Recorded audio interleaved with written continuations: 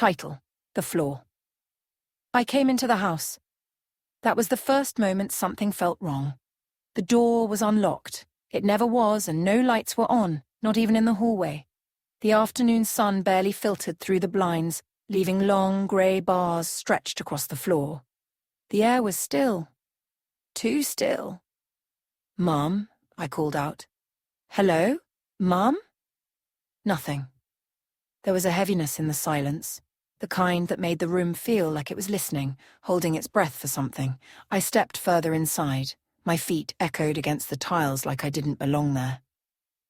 Then I saw her. She was lying in the center of the room, on her side, legs curled slightly inward, eyes wide open, one hand stretched out towards the hallway, not in panic, but like she meant to get somewhere. But hadn't made it. I froze. "Mum," I said again, softer this time. I moved toward her slowly, knees down on the cold floor. I hovered my hand above her shoulder, then placed it gently. Her skin was cool beneath the fabric. "Please, Mum," my voice cracked. "No, not now." She didn't stir. The house had never felt this quiet, like it had swallowed up every sound before it could reach me. My breath, my heartbeat, the trembling in my voice, all of it too fragile to matter here. And she just lay there, still. I ran outside, straight into the street, yelling at the top of my lungs. "Help, please! Somebody help us!" My voice cracked against the air like it didn't belong there. I stood on the pavement, shouting, begging, trying to catch the eye of anyone, any window twitching, any curtain shifting, any footsteps turning my way. Cars passed, farther off, not close enough. Nobody stopped. The world didn't change. After what felt like forever, I turned and ran back into the house. Back into the heat and the silence. I sank down beside her again. Didn't know what else to do. It felt wrong to leave, wrong to move, wrong to touch her too much, even though all I wanted was to shake her and make her come back. But she was still. So still. I kept whispering her name. "Mum, please." I don't know how long I stayed there like that, knees numb, hands in my lap, staring at her closed mouth, her open eyes. The shadows shifted on the walls, turning as the sun did. No one came. I tried calling again, louder this time. "Mum." I listened for footsteps, for a neighbor's door, for anything. Nothing. It was like the world outside had curled in on itself, left us sitting here in this frozen moment. She looked peaceful, in a strange way, like she'd just paused, like she wasn't gone but simply taking a break and would wake up and say, "I'm sorry, love, just nodded off there for a second."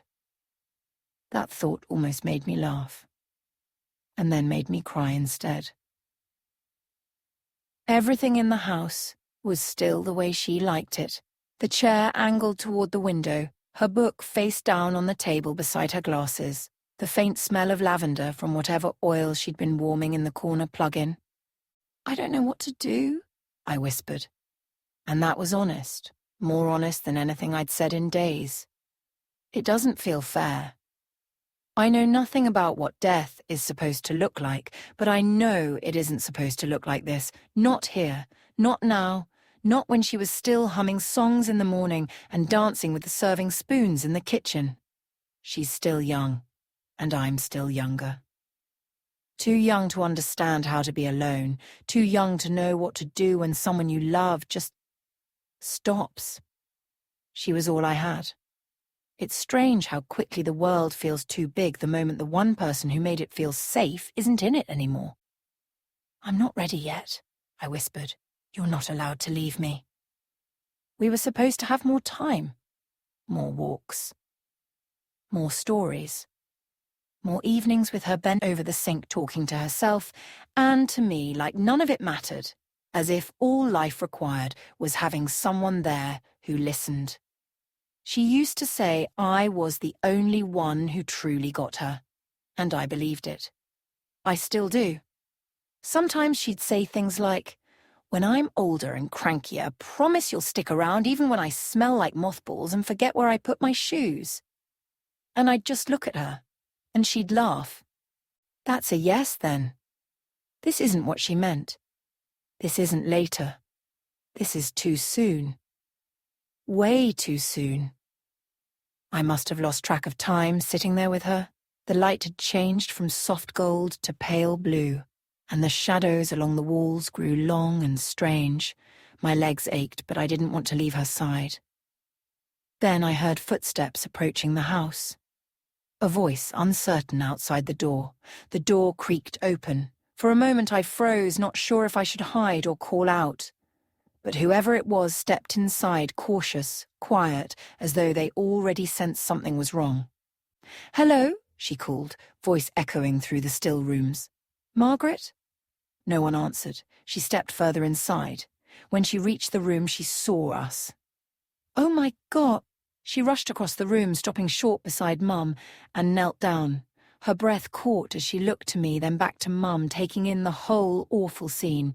"No, no, no," she whispered, as if she could turn back time. And she reached out a trembling hand, almost touching Mum's arm, then pulled back. Finally, she noticed me. I watched her with wide eyes, unsure what to do or say. My heart thudded in my chest. She took a careful breath and tried her best to sound gentle. "I'm so sorry you had to be here alone," she said quietly. She looked around the room at the fading light, at the two of us frozen in place. I'll call someone. It's going to be all right. You're safe now. I promise." She moved to the side, pulling out her phone with shaking fingers. As she spoke, her words muffled and worried, the house remained filled with the feeling of a world too big and too empty now that Mum was gone. I stayed close, silently hoping her promise was true. After that, everything became strange, blurry. The door opened again. More people came, voices I didn't recognize, uniforms, flashing lights spilled across the walls in bursts of red and blue, like the house had been pulled into some kind of dream. Or maybe a nightmare. I couldn't keep track of how many of them there were. They moved in and out like shadows, some speaking quietly into radios, others kneeling beside Mum like she was a puzzle they weren't sure how to approach. Someone asked me a question, but I didn't know how to answer. I wasn't even sure I heard it properly. I just sat there, staring. It all moved too quickly and too slowly at the same time. The room seemed to stretch, and voices echoed in the wrong direction. Shoes crossing the floor, a zipper, the click of a pen, a latex glove snapping around a hand, the distant hiss of a kettle boiling that no one would ever pour. Eventually a woman crouched beside me, her face kind, her eyes softer than the rest. She didn't say much, just held out a hand. I didn't take it, but she didn't seem to mind. She gently touched my arm, then guided me across the room, away from everything, and sat me down in the corner near a low cabinet. "Just wait here, okay, sweetie," she whispered. So I did.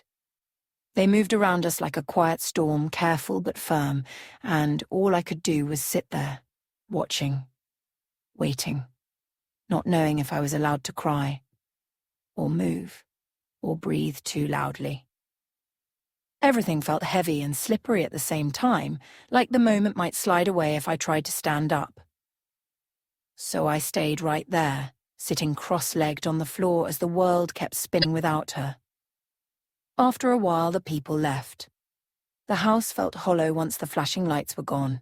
A strange, unnatural quiet settled over everything, like even the walls were tired of pretending to be strong. I didn't see them carry her out. I think they waited until I wasn't looking. The woman with the soft voice came back to me. She knelt down again, this time slower, with something like purpose in her eyes. But there was kindness there, too. Nothing sharp. "Come on, sweetheart," she said. "We're not going to leave you here alone." I didn't argue. I couldn't. There was nothing left to argue for. She wrapped something warm around me, lifted me slowly like I might break if she moved too fast. I leaned into her without thinking, letting my weight settle against her chest. I was so tired. She took me with her. The world outside had turned dusky purple. I remember the clouds thick and smeared like someone had wiped a wet brush across the sky. She drove with the windows up and the radio low. I didn't look out.